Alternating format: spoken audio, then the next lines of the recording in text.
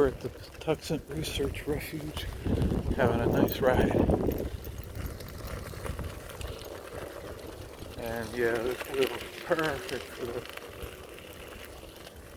And yeah, this kind of gravel right here was new last time we were here. Now it's kind of mudded over and packed in a little bit.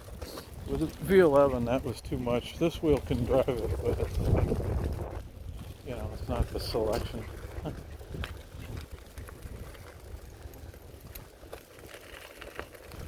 trying to get these two to run the same speed. It's hard. Teddy wants to go, and Loki just wants to cruise. And that'll change the first time we see a deer.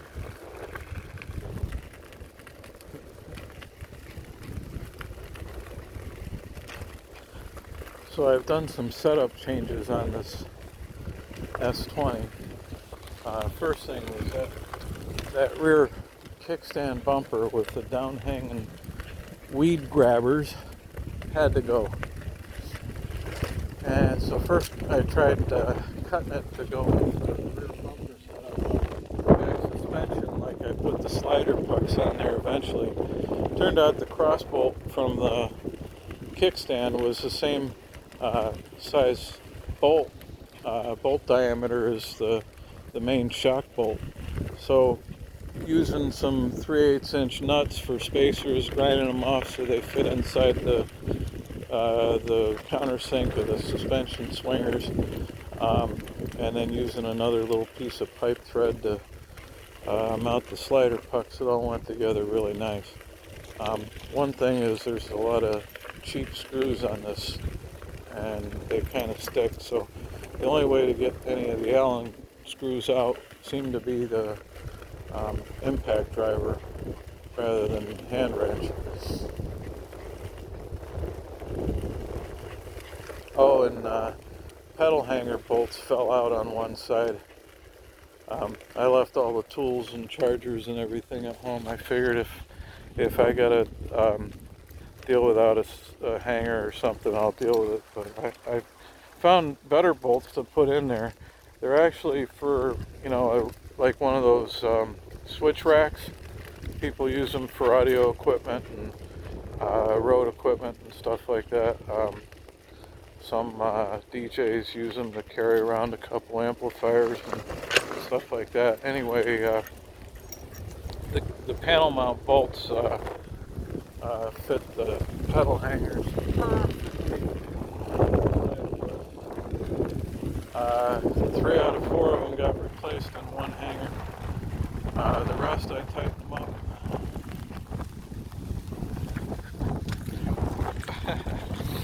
Alright, so that was me running over a random stone or something like that, just laying in the road, kind of like that stone maybe. And it pitched me a little lot, but it wasn't a problem.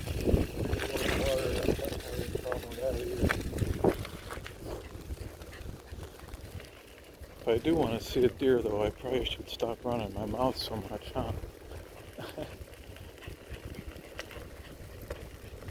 And yeah, here's where the gravel was so hard for the V11.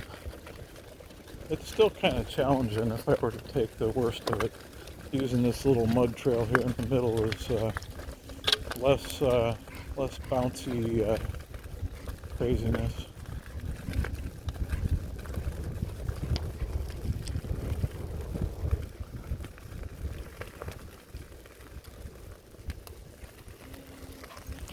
What do you think, guys? Having a good time? Good time.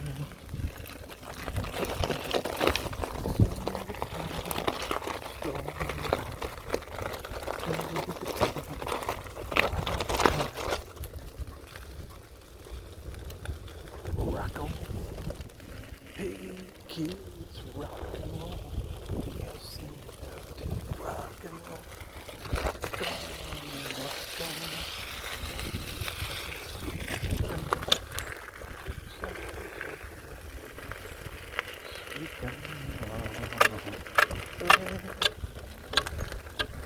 Something's stuck in a tire, huh?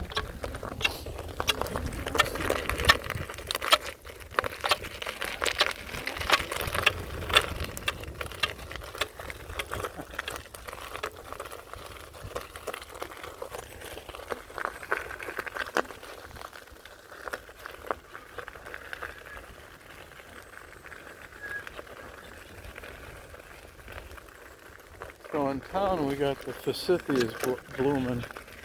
Here we got just a few green leaves coming out, but not much yet in the woods. Oh, and this kind of gravel is really a piece of cake for this wheel. A street tire can handle it too. Street tire wouldn't be able to handle that mud ridge there though. This tire could. Oh, it's like that thick gravel. It's not like you want shoes to go in the mud.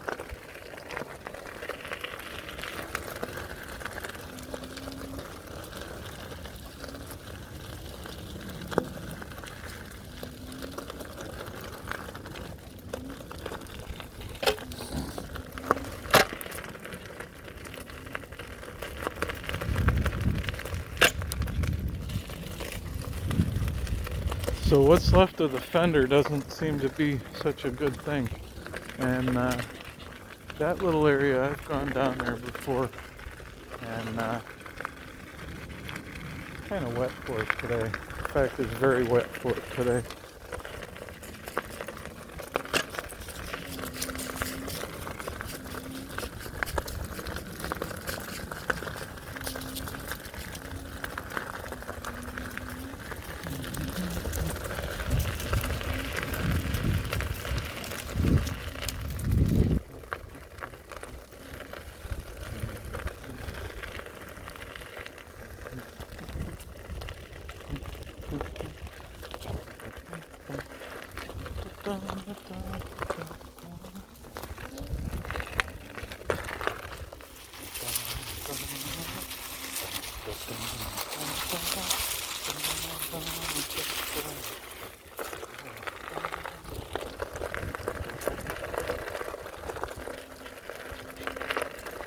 Not sure what these little round balls are. Like maybe some old kind of ache or chestnut or something. They're kind of small for chestnuts, though. And they got spikes all over them. I think I've seen locust trees have something similar. It's kind of like a fruit, almost like an apple with spikes on it. Now this kind of upslope here, this wheel's got the 4-pole, 30 by 4 pole batteries, which gets it to the 126 volt max. Anyhow, it gives you much more confidence going up steep slopes and high speed than the S18 does. The S18 you start hitting a headwind and you better worry if it got enough power to sustain it, because it just might not. And that kind of slope that I just went up there, I overpowered my S18 during hunting season with it like that, because it was that's where that other trail would come out, by the way, the Sweet Gum Lanes, which anyhow, yeah, I had about 50 pounds of hunting equipment, including my rifle and a bucket with, all kinds of stuff in it, and then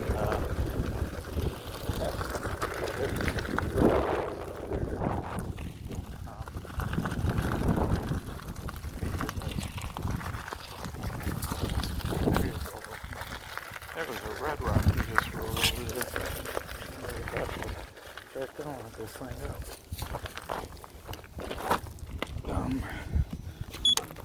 So with the thing to the back, sits on the pucks. And meanwhile, let's see what this is here. There's a few of them. Oh, maybe it's a piece of brick or something. Or could it be all ruby? That's like a ruby rock. Smooth as can be. Wow. Did I just find the mother of all rubies? What do you think, guys? I'll take that home with me.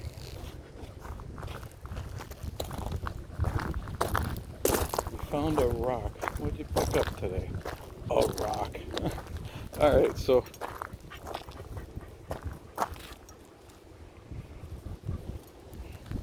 there's a little spit on it. Definitely rock though, and not brick or anything that I'd recognize. It's like it's natural this way. That's strange. Alright, let's put it in here. And yeah, that's awfully convenient to jump off and flip it like that. And good, we still got the video going. And so, yeah, pick it back up by the same handle and let off the handle. And too bad it beeps. If there was a deer nearby, it would have beat them away. Hey deer, beep beep, here I am on the S18. I didn't push off enough. Shoot, okay. Let's pick her up again. I was going to say on the S18, I forget what now.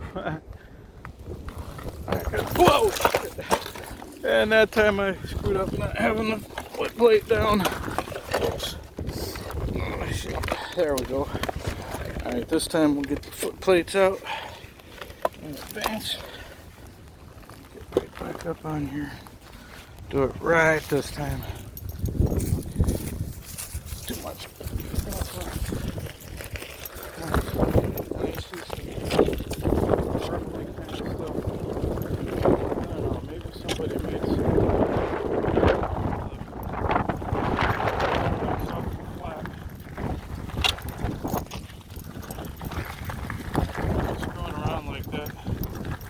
A little bit can bugger up your confidence, sense of control for a little bit. I definitely feel like that side pad on the left is in the way of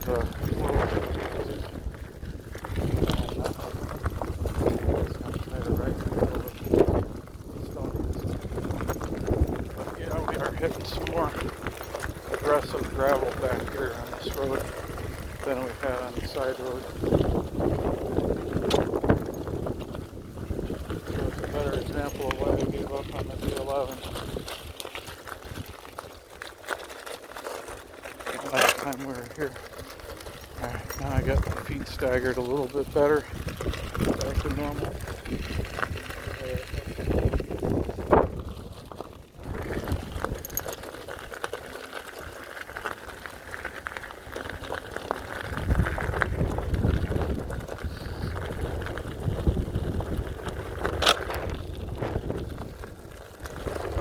So the S18 does well out here.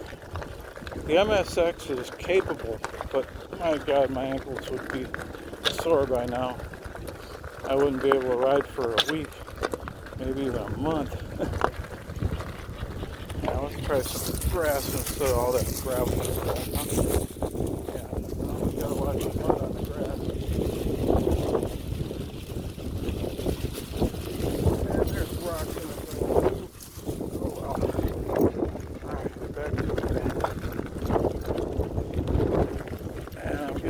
Headwind, which I think is water, and it was when we leaving the car. That's why I wore the glasses, or the helmet for the windscreen. Actually get a little better sunshade from the ball cap.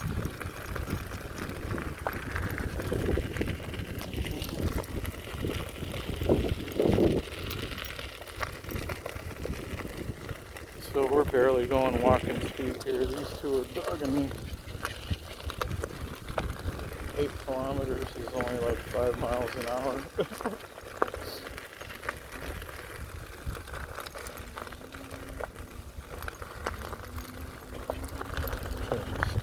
See if they be happy with the mud.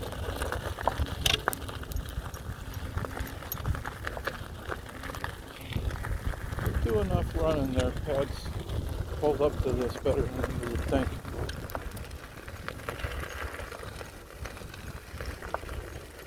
I normally check it out barefoot myself. I can ride it here.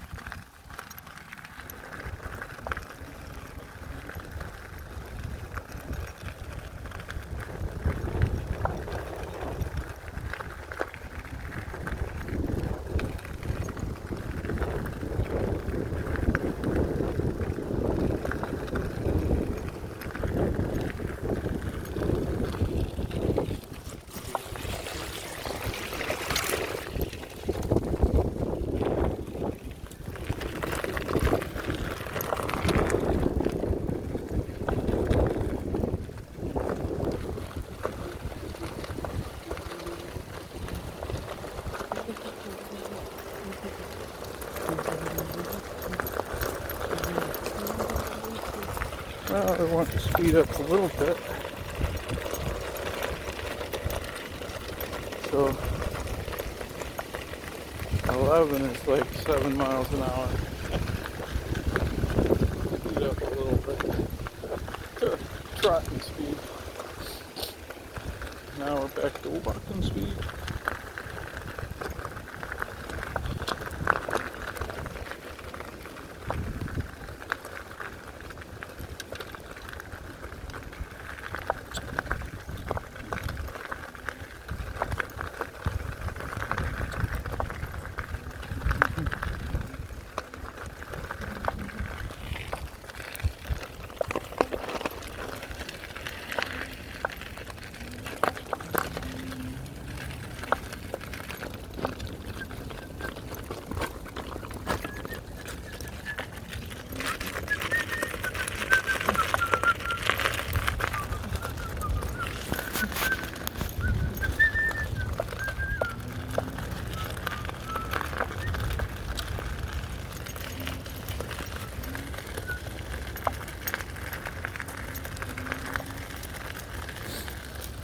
Yeah, we got a little less headwind now, so I don't really need the windshield on my helmet as much. It's funny how, the wind speed plus the wheel speed, they add together.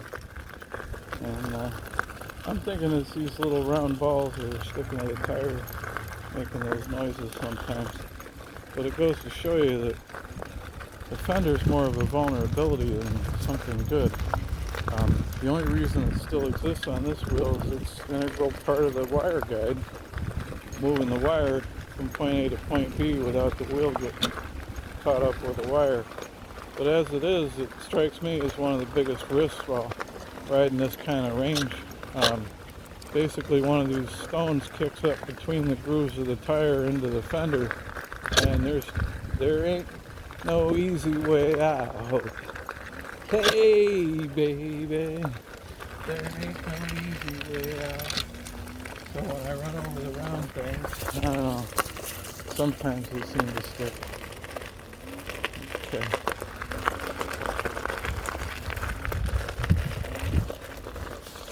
So if I bother to get off, I'm definitely going to move this left power pad. And balancing my feet, I tend to seem to like the left foot further forward. Like somebody left their shit bag behind. Bummer. Better off with a shit and no bag. Anyway.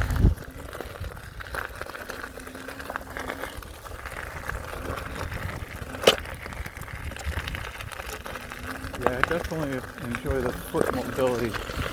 Although this wheel does have the... Oh, that was a real fun hit that one.